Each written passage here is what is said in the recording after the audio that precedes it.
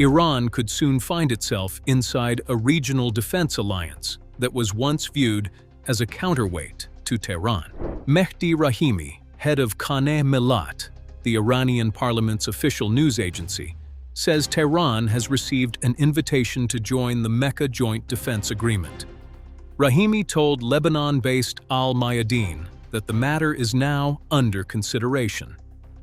But there is one major question: who actually invited Iran? The details remain unclear.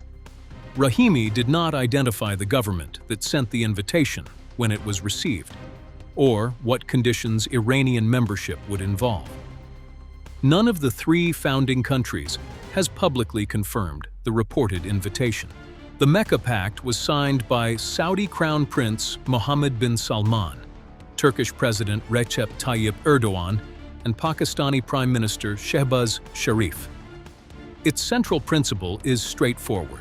An armed attack against one member would be treated as an attack against all three.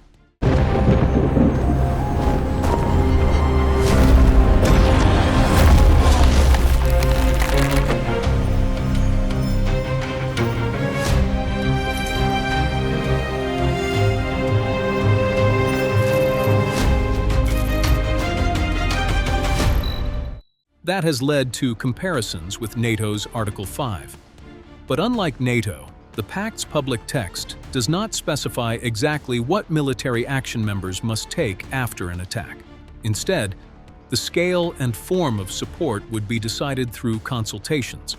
The agreement focuses on collective defense, defense-industrial cooperation, joint military exercises, and intelligence sharing.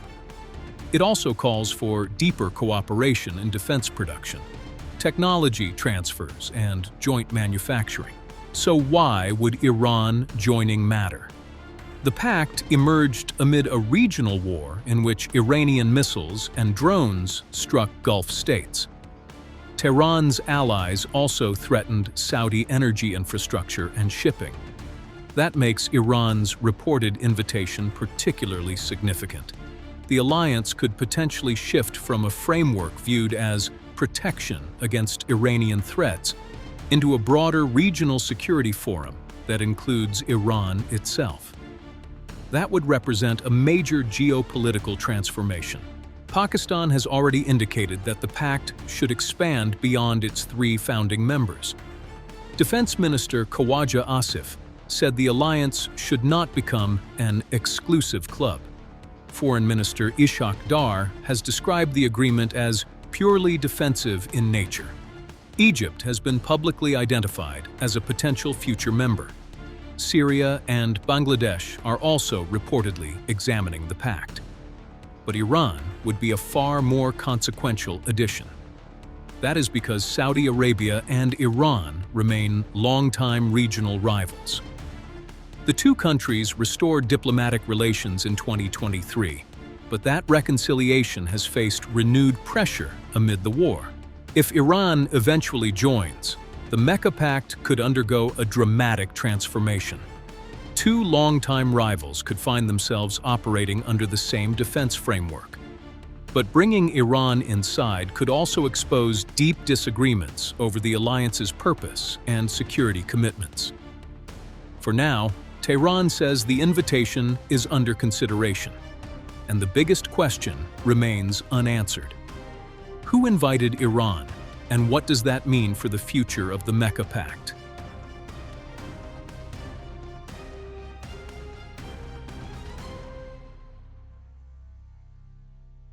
A new military alliance is taking shape in the Middle East, and Donald Trump is calling it a bold first step. Saudi Arabia, Pakistan, and Turkey have signed the Mecca Joint Defence Agreement, promising to stand together against aggression. Trump says the pact shows the region is finally learning to defend itself. But the bigger question is, what happens if one of these three countries comes under attack? The agreement contains a powerful mutual defense clause. An armed attack on one member will be treated as an attack on all three. The pact also calls for deeper military cooperation and stronger collective deterrence.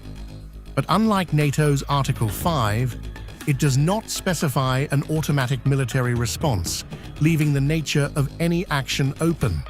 Together, the three countries bring enormous military weight. Pakistan contributes a large professional military and defense industry. Turkey brings NATO's second-largest military and an increasingly advanced defense sector. Saudi Arabia brings deep financial resources, strategic geography, and influence across the Gulf. The alliance combines manpower, money, and military technology. The timing is just as significant. The agreement comes as the US-Iran conflict continues to reshape security across West Asia. Tehran has faced mounting pressure, while attacks involving Iran and its regional allies have raised fears of a wider confrontation. The three nations have also pledged support for efforts to find a resolution to the conflict. Ankara insists this alliance is purely defensive and not directed at any specific country. Turkish Foreign Minister Hakan Fidan compared its collective defense principle to NATO's Article 5 and suggested the pact could eventually expand. Egypt has already emerged as one possible future member. Iran, meanwhile, says it has no reason to fear the agreement. Tehran argues the pact reflects a broader shift, regional countries relying more on their own capabilities instead of outside powers for security. But with Saudi Arabia, Turkey, and Pakistan now moving closer militarily, the balance of power in the region could be entering a new phase. For now, calling it an Islamic NATO may be premature. The three countries still need to turn a political commitment into real military coordination. There is no automatic war plan, no integrated command, and no guarantee that all three would fight together. But the message is unmistakable. Saudi Arabia, Pakistan, and Turkey want a bigger say in shaping their own security, and the region is watching. Saudi Arabia, Pakistan, and Turkey are building a powerful new military partnership, and the numbers alone are striking. Together, the three countries bring nearly 1.4 million active troops, more than 3,400 military aircraft, over 6,000 tanks, and hundreds of naval assets. Their new Mecca Joint Defence Agreement even says an attack on one will be treated as an attack on all.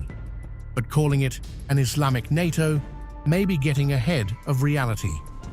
The agreement goes beyond a political declaration. Saudi Arabia, Pakistan, and Turkey plan to establish a joint mechanism bringing together defense and foreign ministers, along with military chiefs. Joint exercises are also being planned, while future cooperation could expand into defense production and technology sharing. The bigger question is whether these plans can turn three powerful but very different militaries into one credible security force. Pakistan provides the largest manpower contribution, with around 660,000 active personnel, as well as roughly 2,700 tanks and nearly 1,400 military aircraft. Turkey adds about 481,000 troops and a sophisticated defense industry spanning drones, missiles, sensors, and electronic warfare. And Pakistan brings another major strategic asset, the country's nuclear capability. But Saudi Arabia brings something the others cannot match: money. Riyadh's estimated 2026 defense spending is around $64 billion, compared with roughly $51 billion for Turkey and just over $9 billion for Pakistan. That financial muscle could help fund joint exercises, weapons development, and new defense projects, while giving Pakistan an opportunity to expand its defense industry and military ties with Saudi Arabia. For Riyadh, the partnership could provide another layer of security at a time when regional conflicts have exposed the limits of relying on a single strategic partner. Turkey offers advanced military technology, while Pakistan offers manpower, operational experience, and nuclear deterrence. The pact could therefore help Saudi Arabia diversify its security relationships without immediately abandoning its long-standing defense partnership with Washington. But here comes the biggest test.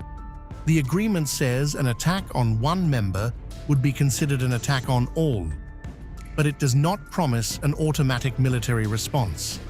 That distinction could become crucial if Saudi Arabia faces an attack from Iran. Pakistan maintains relations with Tehran and has previously preferred mediation over direct involvement in regional wars. So would Islamabad actually send troops into another conflict? The alliance could eventually grow, with Turkey backing Egypt as a potential new member. Cairo would bring a major military force and control of the strategically vital Suez Canal. But for now, the real challenge is turning impressive numbers into genuine military coordination. Saudi Arabia has the money, Turkey has the technology, Pakistan has the manpower and nuclear deterrence.